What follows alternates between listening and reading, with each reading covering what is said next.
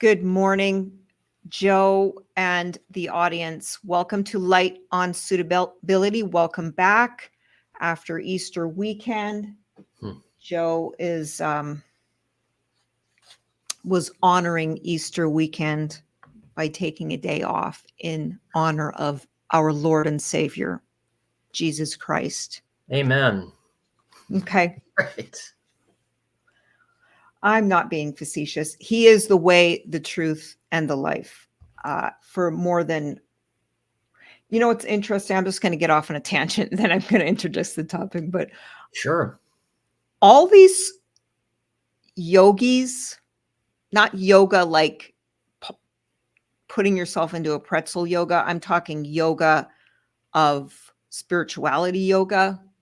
Mm-hmm. They all of their message, when you study certain types of yoga, revolve around Christianity, and they explain the role of Jesus Christ and why he was so important and why we've lost track of the message and why our ego has supplanted the soul, basically. And that's why we don't know who we are, and we're addicted to materialism. We're addicted to our egos being right, all that stuff. But anyway, Hey, there's a lot to unpack there. I know. I've been diving deep into it, and it's just fascinating, and I'm just really interested. So I've restarted my meditation practice again. I got off track. Good for you, Elizabeth. That's great. Yeah, well, I got started. I've been doing kind of a yogic path since 2009. I've been on a seeking journeys for a long, long time before that. But what happened is, what always happens is, you get sick, you have to rest, you have to take a break from it, and then that habit that was developed, it goes away. It's like being on a great diet and you're doing great, and then Thanksgiving, and you have the pie, and then the next day it's like, it's something about that addiction, and then you have another piece of pie, and then you have an ice cream, and then anyway, I got really off of it, and lately I've noticed that I really notice a difference in my whole, I don't know what you call it, just my whole character. Outlook, perception. I don't know. All of it, everything. The ego just comes in, and it's just starts to feast like a parasite once you drop that meditation practice. So anyway, I have refreshed or revisited. I'm back on the path. I hate to use these spiritual bypassing terms that everybody says are so enlightened and all this crap. I'm not saying that. I'm just saying I'm back on the journey. How about that? And the path, maybe it's a path. It's a path, I guess. I don't know what it is. I'm in the New Testament, I think I'm called a lukewarm Christian, but I don't know. We'll see. Anyway, I've gotten very into this one aspect of yoga, which is called Surat Shabdi. I think I'm butchering the name. And it's all about rediscovering the soul's purpose, and the fact that, like I said, the ego just rules our life. It rules our life for everything. Materialism, number one, our need to be right. Number two, our need, all these ego needs. Okay. It's lack of forgiveness, lack of humility, being a hypocrite, spiritual bypassing. It means, oh, I'm enlightened, but then you don't act enlightened. But anyway, way off tangent, but kind of related to your stuff. So welcome to Light on Suitability. It kind of is a light, because the light, Surat Yoga is about the light and sound, the path of light and sound, to rediscover the spark of divinity within. And I'm with Joseph Haytas, my very good friend and colleague, attorney, parole attorney, pardon me for that. And he wrote a book. he wrote a book called 36 Strategies of Suitability. Pardon me, Joe. I have was going to show this. I'm going to show it. Sure. I'm going to show it. Okay. I'm going to, well, I screwed up. Anyway, my thing is blurred. I'm sorry. I don't know how to All right. Let's see. Maybe yours doesn't show either. There you go. You've got the new edition and you can't see it because you've got your background. So that's okay. 36 Strategies of Suitability, an inmate's guide to navigating the parole suitability process in California. I know that we have shifted away from inmate. Now we say incarcerated person. I still don't like it. I still think it's the same thing. My favorite term is eligible parolee. I think it's the least offensive word out there. But let me tell you a little bit about the book. Well, actually, why don't you, Joe, tell me about the inspiration behind the 36 Strategies of Suitability and why you wrote it. yes. Sorry, I just kind of sprung that on you. No, it's not a problem. The inspiration came early on. Probably, I remember in 2010, I was at R.J. Donovan, and everybody was being denied parole for whatever reason. And the commissioners were not too civil or polite at that time as well. And I felt a little helpless. And also, too, I was taken in by the inmates themselves and their situations. They felt like hopeless. And I looked around and didn't really find a guide, printed guide, or anything to instruct either the inmates or even myself. So I decided to write a book that would assist inmates, something they could have that would speak to them and tell them all the different aspects of things to consider while preparing for a hearing. And I had a lot of false starts. And finally, I think probably after 2017, my writing took some traction. And, I wrote on all the different areas. And I didn't have like a guideline of how many chapters or how many things I should write about. And then I saw this book called The 36 Strategies of Ancient China. So I thought, hey, 36, okay. That's a good number. Okay. Yeah. It's actually a spiritual number because 36 and 36 is 72. Mm-hmm. Maybe not. Yeah, it is. What? 72. My math is a little. 108 is supposed to be the magic number. But anyway, okay. What do I know? It's Sunday. It's my show. I can say whatever numbers I want. That's right. Okay. Oh, okay. I did not know about that 36 ancient wisdoms inspiration. Yeah. So, and I thought 36 would be a good number because it's not too much and it's not too little. So it seemed to fit too with writing a chronology of, from all the different things that should be looked at or known, by inmates going forward. The more they can know, obviously, the better they can prepare if they're in that frame of mind, if they're in that mindset, because sometimes, they don't care or whatever, but the ones who do care, they can look at it from all the different aspects. So 36 was a good number, and that's why I picked 36. I wanted to do a deep dive into each chapter each weekend that we're available. and maybe walk through a lot of the chapters, maybe not all of the chapters, but maybe we will maybe do a series of shows on it. And I wanted to start with strategy 1. I think you call Think Free. And it seemed, in my estimation, that the Think Free chapter emphasized the profound idea that freedom begins in the mind.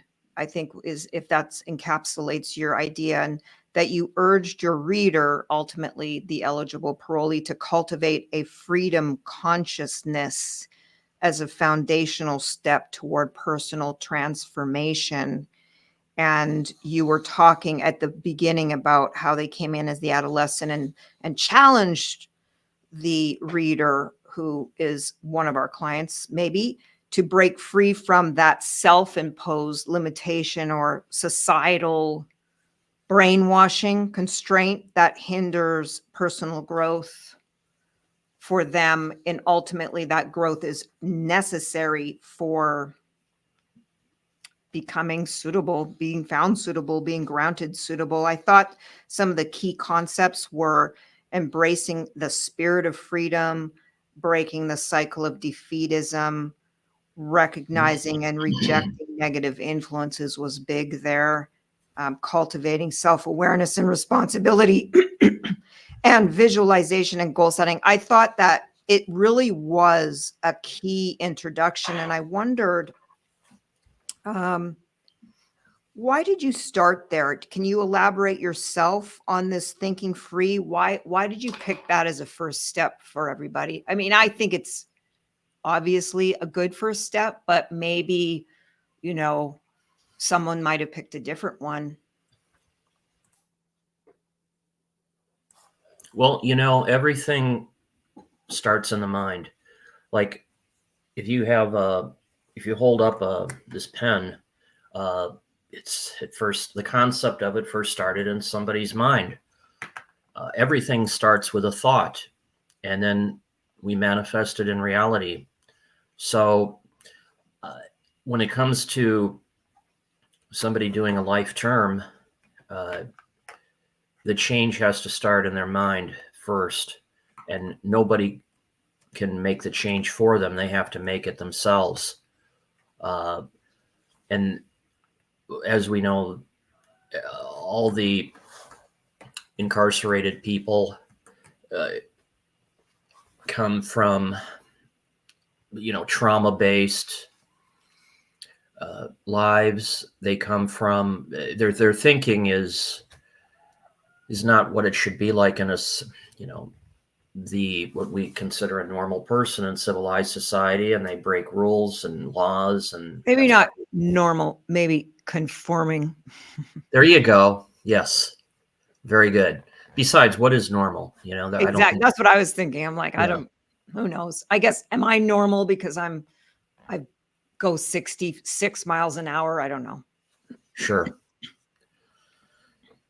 And they're also full of attitude, and many are thinking they have to, be the man, whatever. But whatever the thinking is, obviously, it's gotten them to not a good place. So Yeah, they have to change their thinking first. right. Can I ask you, or just maybe you were looking for some feedback before the show, potentially, because you want to draft a third edition based on just new thoughts, everything's new every year for us. There's some new philosophy coming forward or some new emphasis at the hearings. One of Yes. the things I noticed about this chapter, it seems to focus, if I'm not mistaken, mostly on, say, the gang member client that we mostly represent. There's the outliers, of course. We have sexual offenders. We have three strikers that just operate independently and burglarize people to get access to more money for drugs and things like that. We do have other crimes, domestic violence. It's not related to gangs, but the majority of our clients, I would say fair and square, if you would agree, are 50% is gang crimes, and I feel like the message or the audience at the inception is more of that gang mentality type of inmate. Is that true? Did you intend that? Did you not intend that? Is that just because the majority of people that were being found suitable early on in the 2009, 2010 years were mostly the gang members? Not many sex offenders were being granted parole. Not many killers of children. I hate to bring up Yeah, ugly no, topics, but it's just true. other crimes, domestic violence, all the other stuff versus the gang, where, gang members are mostly killing each other, unfortunately. Yeah, sure. So that was like the I don't want to call it the easiest way, but to address everybody together, I think those are the most criminally minded people Well, who live day in and day out. maybe depends on who the victim is, I guess. Yeah. Yeah. Yeah. I Yeah. guess, just the shift in attitude. Do you have any plans for making it maybe more inclusive? And I'm not meaning this to be like a criticism of the book. I still think No, the book is excellent. please. I just reflecting on it or providing some Mhm. feedback for you since you're doing a third edition. So what is the question? Sorry, any Be more plans to make inclusive. it more inclusive in the third edition to maybe make it even more global to have Mhm. the message? Because some of these, like, just again, to speak of a off-kilter topic that most society doesn't want to talk about, but sex offenders, Absolutely. it's a much different insight package over Mhm. there. They don't come in, they don't hang with gangs, they don't do gang activity. They usually have no rap sheet, no criminal activity in prison. It's just their mental health disorder that's really driving the behavior. And so I don't know, maybe they're more motivated to change than others, maybe not. Yeah, you get some of them with a low risk assessment, no RVRs, uh, but yet their brain, for whatever reason, tells them that doing something horrendous to a child is their own twisted way of normal, which obviously it's not. Um, the thing I is, mean, though, it is related to violence. I mean, it is an expression of a oh, certain type of violence, and it is generally related to causative factors such as adverse childhood experiences and things like that. There's a cycle of violence that's going on there, which is similar. So again, it's kind of a complicated. I'm sorry to throw that at you. It was kind of a complicated. no, you know what? Actually, that's a good thing to throw at me because I've talked to some sex offenders who've read the book, and they tell me, "Well, you don't really mention sex offending hardly Okay, at all." right. And so, no, you're definitely on the right track. But I don't it's know how we could make it more inclusive because right. it's such a different presentation between those kinds of crimes. Even domestic violence, I could throw that in there as well. Even lately, I'm Yeah. representing, unfortunately, a lot of men who have killed their own children, their own Oh babies. God. So, yeah, Mm, and just the same, it's all tied back to, I haven't seen one case, I don't know if you have either, one case mm, where somebody didn't have an extremely adverse childhood upbringing with immense trauma. mhm. I don't think I've never met a guy that said I had a great childhood unless he was narcissistic, but never had that. Mm. It's always connected. Yeah. Actually, I had somebody actually last week who his household seemed okay. Maybe it was because he was in an island, didn't talk about it, but he said that his influence was the gang neighborhood and people, accepting him. I guess he just thought his mom wasn't cool enough or something, and so he gravitated towards gangs because all of his friends were gang members and the people who he hung out with. And obviously, it was a misdirected way of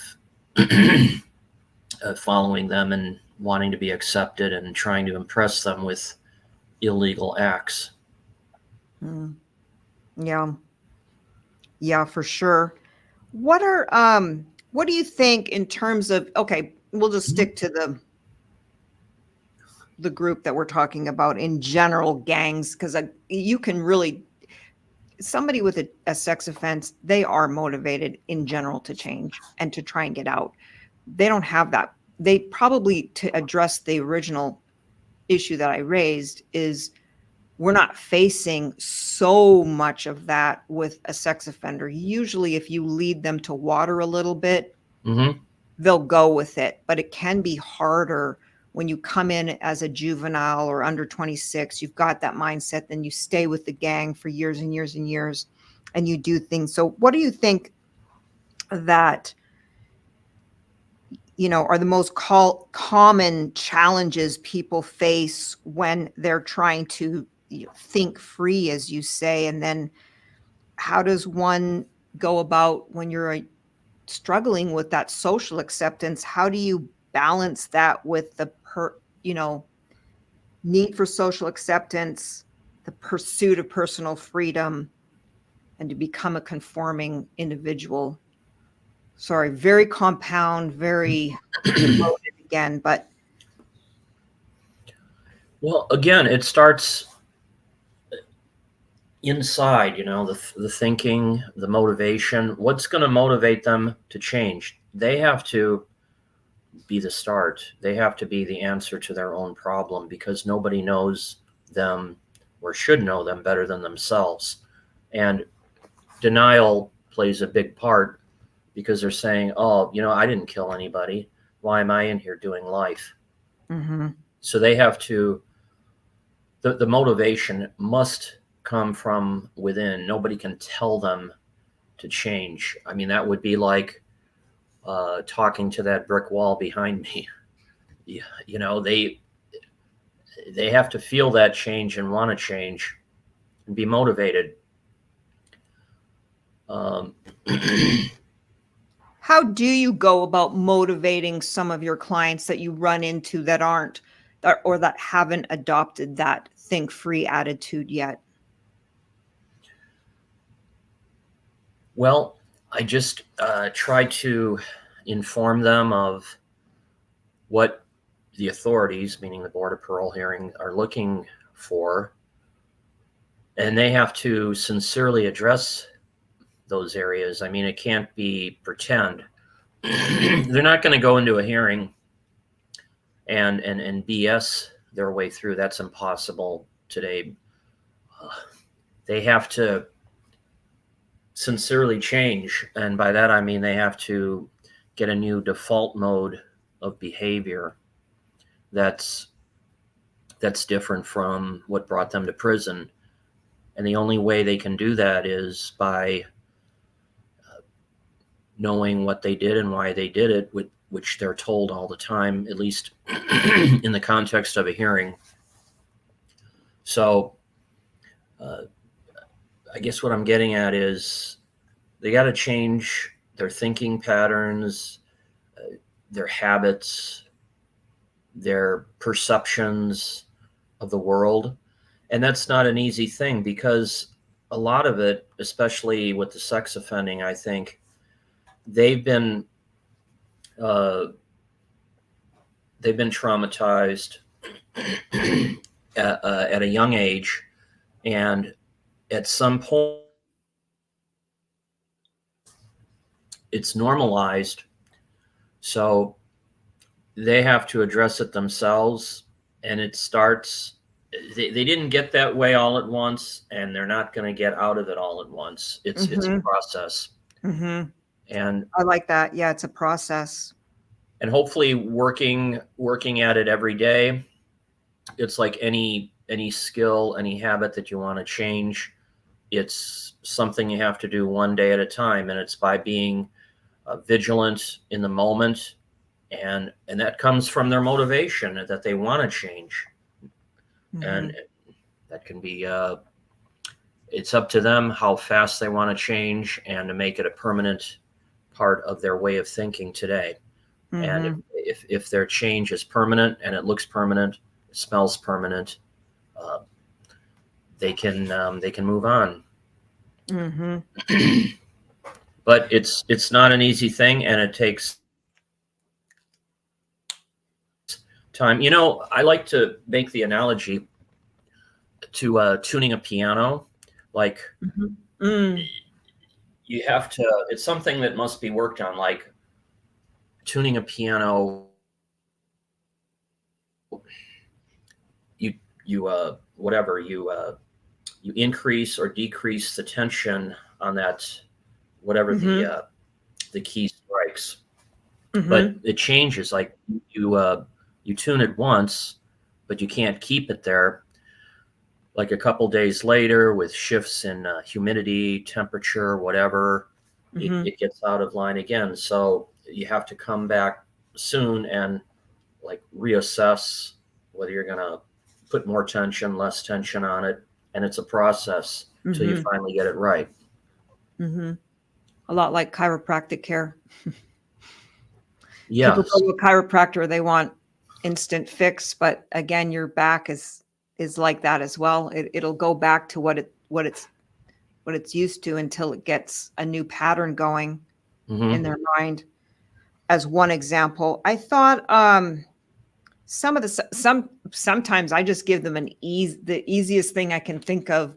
I just say, you're very authority defiant. Why don't you just start by, instead of,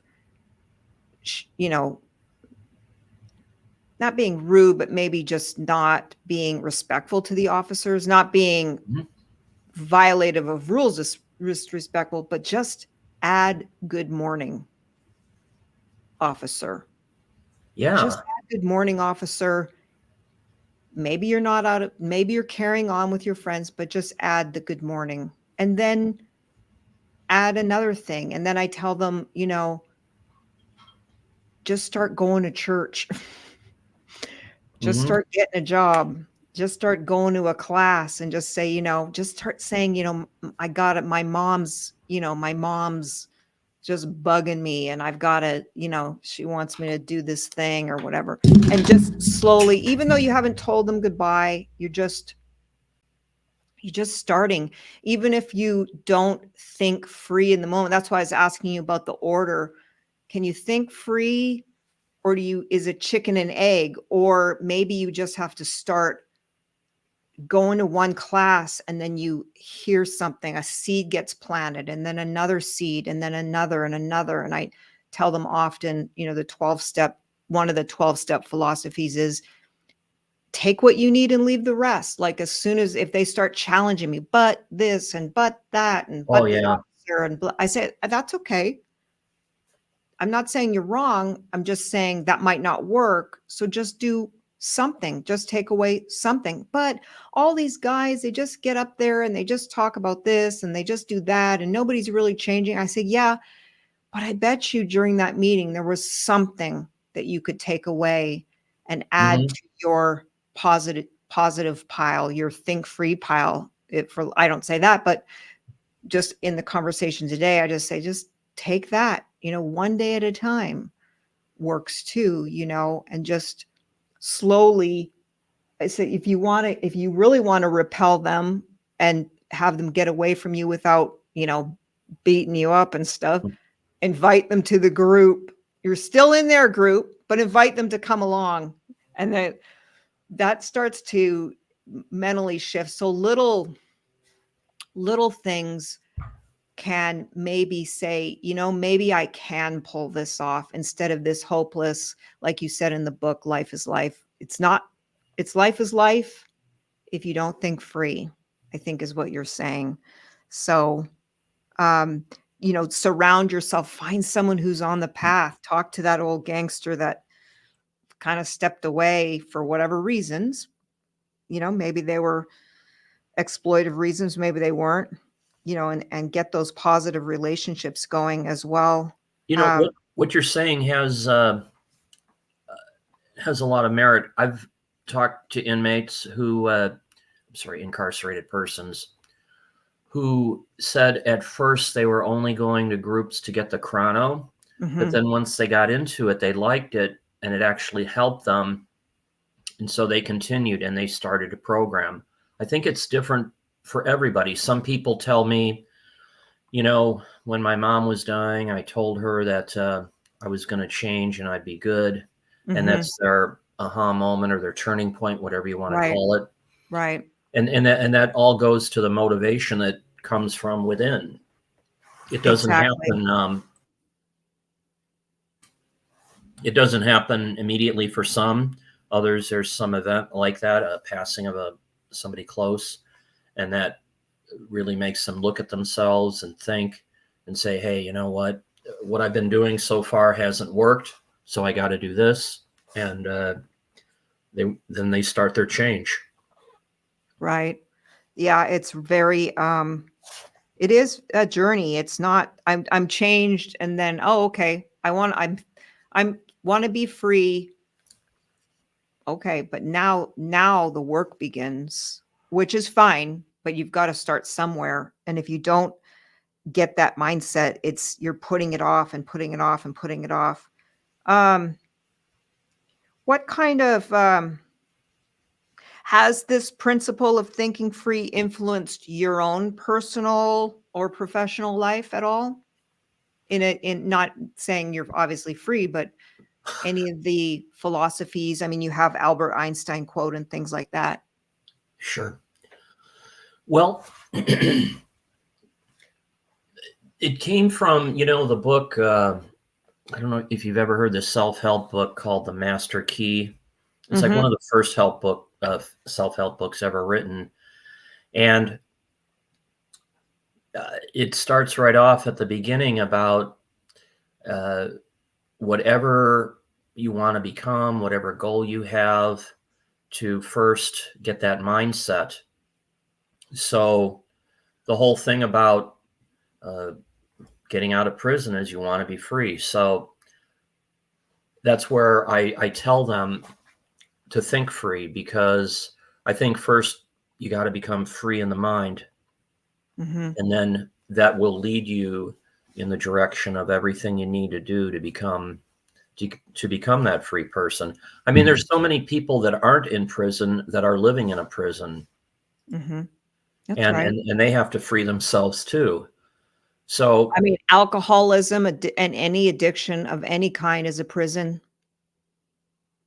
That's right. Those people are in bondage to something, whether they're in prison or they're not in prison. So everybody's trying to free themselves from their demons, from their past.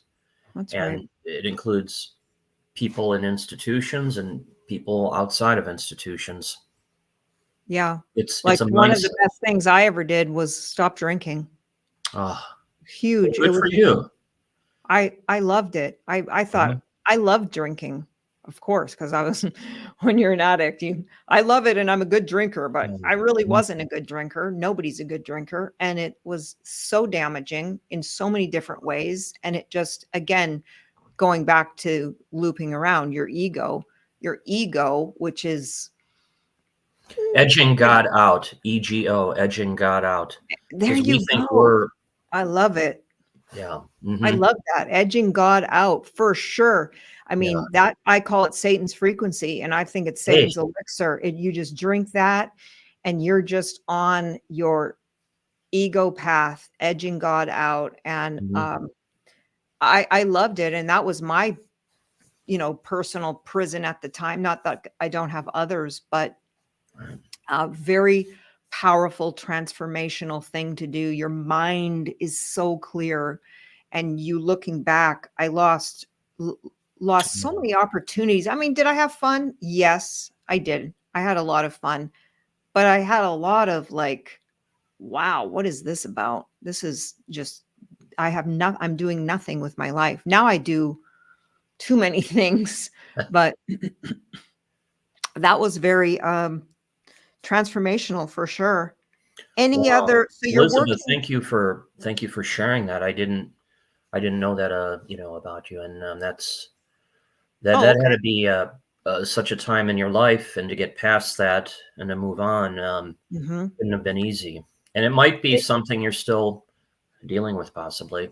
I don't know, but not thank you for sharing it. no, I'm really, well, I'm really not. Do I think about, this is what I tell my clients. So it's great for me because they can go, I never think about drinking. I go, that's Oh, just not, I can't find that to be possible. I mean, I think about drinking often, actually, but then something else kicks in and says, that's gross. I'll be back on that Satan's frequency for one thing. And then I don't, my physical health, my mental health, mhm. I don't do anything when I drink. All I do is drink. That's all you do. You just drink and you plan your whole life around drinking. And so I stopped. I mean, my husband and I will be, this year, and I know we will 7 years Wow. um without it. And we were partiers. I mean, he's a yacht Wow. captain, lawyers is just goes hand in hand with drinking. And Yeah. I cope so much better without it. Hmm. And this job is so stressful and I'm sitting here telling people, oh, you got to say your life is unmanageable and all this stuff to get paroled. And I'm thinking, I'm just a hypocrite. I'm drinking, but you can't, I mean, I haven't killed anybody yet, but I'm not saying that it couldn't have happened. Of course, you never know what could happen, right? I just got luckier than most, but just to I sit there can't and disagree with you. I think of all the times I've had close calls in my life when it could have gone like real south really fast, and it didn't. south really So fast and doing somebody's up stupid there stuff. I protecting mean, me. just stupid stuff when you're young. You get drunk Yeah. as a female, a young female, and you stumbling home from the bar or whatever. I mean, it's very dangerous. Yes. It's very dangerous, but it snuffs out your inner light and your soul. I think I think it does. And Yeah. Yeah. It numbs. It numbs your I think soul. it's, I think it's completely intentional by he who rules this planet. But, Hmm. uh, what about, so you're working on this book. When do you think you're going to put this third edition out? You know, I'll be honest. Of course, I've been honest up to this point. When you suggested that we take a chapter a week, uh, Mhm. first of all, I thought, well, you know what? Then there's no problem with coming up with topics. Number one, and of course we can interject the the current topics like the restitution issue. We can work things like that in too as they come up. Mhm. But working week to week, I'll get a transcript of whatever our discussion is, and there's got to be new things that come up, like things we've been discussing today about being in bondage, which is the corollary to thinking free. I'll use each week and examine the transcript and see how I can change everything for the better, yeah, each chapter for the better. So that's how I'm kind of looking at it. Uh, Maybe new chapters too. I mean, also you could go back through the archives I have a ton of shows. I think I have, hmm. I don't know, 40 shows or something. Wow. Um, I yeah, didn't realize you had that many, but that makes sense because you've been, 39 videos, wow. 11 subscribers. Well, But you know what? I'm not here for the subscribers though. I'm here for this to be a resource for yours and my loved ones and anybody else who's going through the parole process, because I don't, it doesn't, Mhm. 1,000, 15,000 subscribers doesn't, it's not the point. It's really not the point. It's just an educational platform for people to go to, free resource. Yes. And I think, you know what? I think we think a lot alike there, because writing this book, it has a limited market, obviously, but Mhm. it's written because I want to assist anybody, our target audience, being a prisoner. It's just for them, really. It's not for anything else. And I don't expect to make a lot of money, become rich. No, It's more, especially with Amazon, they take the majority of your money, and after the costs and everything, it's probably not much.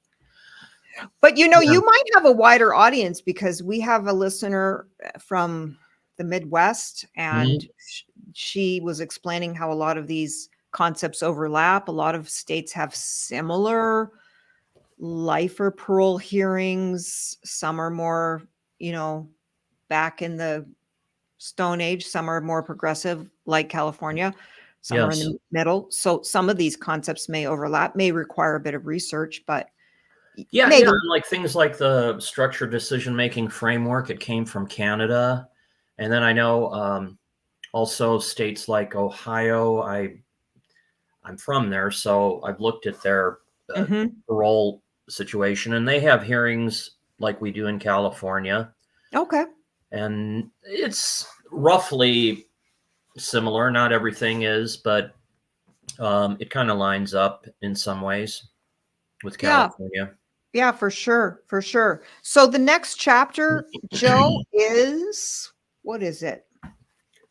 It's oh, get educated. Strategy No, 2.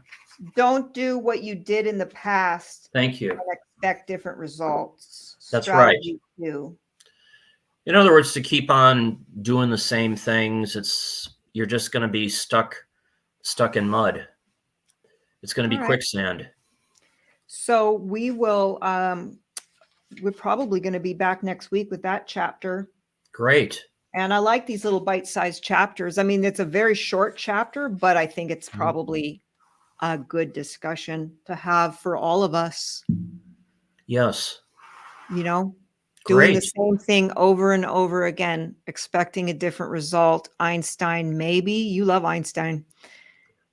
And, I don't know about that, but he had some good quotes. but again, it's just true for everybody. We get our patterns, we have our habits, and we just stick to them. And that's, like you Mhm. said, the ego. Yeah, and a lot of times it's just easier to do. We're comfortable. We're in our comfort zone. We don't need to Mhm. change. So we just keep on doing what we've Even been if it's doing, whether it's negative. worked Yeah, you or see not. that with a lot of people with these habitual write-ups and everything. But anyway, we're on chapter 1, strategy Mhm. 1, and it's a good one. It's a really Yes. good one. All right. Well, hey, get that mindset and think free. Uh, think first, and then uh, manifest that into reality. Get Yeah. Yes, for sure. For sure. Thank you so much, Joe. And they you. could get your book, I know, on Amazon. Anywhere else? It's just on Amazon right now. Okay. It's good enough. It's good enough. Sure. And they have your contact information. Yeah, it's in the book. It's like right at the end. Excellent. Mhm. Excellent. Okay, well, I'll see you next week. And I really appreciate you coming on and sharing this with the audience. Well, thank you for having me, and I appreciate everything that you do with this show. Well, I appreciate you coming, because you're a good wingman, or whatever we call it. Okay, I don't know what we call it. All right. good. See you all next week. Thank you for anyone who's watching, listening. But again, this is just a free service for loved ones. And we're going to say goodbye. All right.